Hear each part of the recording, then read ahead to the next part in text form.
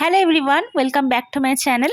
আগে ভিডিওতে তোমরা সবাই দেখলে আমরা উজ্জৈন পৌঁছে গেছি। তো এখানে যে সবার আগে আমরা চলে গেছিলাম মহাকাল বাবা দর্শনে। তার জন্য আমরা সকাল সকাল রেডি হয়ে বেরিয়ে পড়েছিলাম। প্রচন্ড রোদ ছিল সেদিন, তাই ঠিক করে ক্যামেরার দিকে তাকাতেও পারছিলাম না। এই মন্দিরের চারিদিকে ব্যারিকেড করা ছিল যাতে সবাই লাইন দিয়ে প্রবেশ করতে পারে, কোনো রকম বিশৃঙ্খলা না ঘটে, যেটা দেখে আমার বেশ ভালো লেগেছিল। এটা ছিল মেন মন্দিরের এন্ট্রেন্সটা। মন্দিরের ভেতর ক্যামেরা, ফটো, ভিডিও অ্যালাউ নয়, কিন্তু যেহেতু তখন ফাঁকা ছিল তাই আমরা ফোন নিয়ে গেছিলাম। আমাদেরকে ফোন নিয়ে যাওয়ার পারমিশন দিয়েছিল। মন্দিরের একটু ভেতর দিকে কিছু পুরোহিত ছিলেন, তারা সমস্ত দর্শনার্থীদের তিলক দিচ্ছিলেন, হাতে ধাগা বেঁধে দিচ্ছিলেন। তো আমরাও তিলক লাগিয়ে নিয়েছি আর ধাগা বেঁধে নিয়েছিলাম।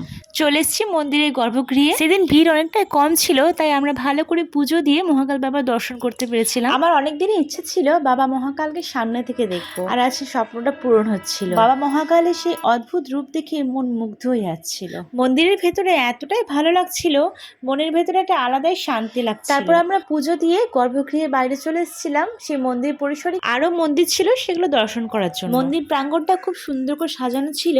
চারিদিকে মহাদেব এবং শ্রী বিষ্ণু এবং আমাদের সনাতন ধর্মের আরো অন্যান্য দেবদেবীদের মূর্তি, প্রতিচ্ছবি ছিল। আর এখানে ছিল মহাদেবের সমুদ্র মন্থনের সেই দৃশ্যটা।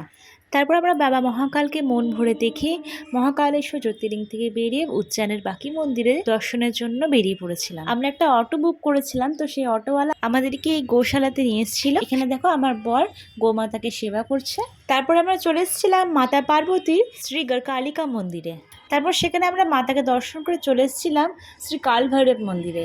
এখানে ছিল প্রচন্ড ভিড়। অনেক অপেক্ষার পর শেষমেশে আমরা শ্রী কাল ভৈরবের দর্শন পেয়েছিলাম। বাইরে এসেছি, বাইরে খাবার তো টেস্ট করতে হবে, তাই চোখের সামনে দেখতে পেয়ে গেছিলাম ফুচকা, তাই নিয়ে নিয়েছিলাম 1 প্লেট ফুচকা। ফুচকাটা বেশ ভালো ছিল, তবে ওয়েস্ট বেঙ্গলের মতো টেস্ট মনে হয় না আর কোথাও হয়। তারপরে আমরা চলে এসেছিলাম শ্রী সান্দিবাণী আশ্রমে। এখানে ভগবান শ্রীকৃষ্ণ এবং বলরাম দেব তাদের কিশোর অবস্থায় শিক্ষা গ্রহণ করেছিলেন মুনি সান্দিপনির কাছ থেকে। এখান থেকেই ভগবান শ্রীকৃষ্ণ তার 64 কলার বিদ্যা গ্রহণ করেছিলেন। এটা ছিল আমাদের উজ্জয়ন ট্রিপের ডে 1 ঘোরাঘুরি। পরের ভিডিও নেক্সট ব্লগে।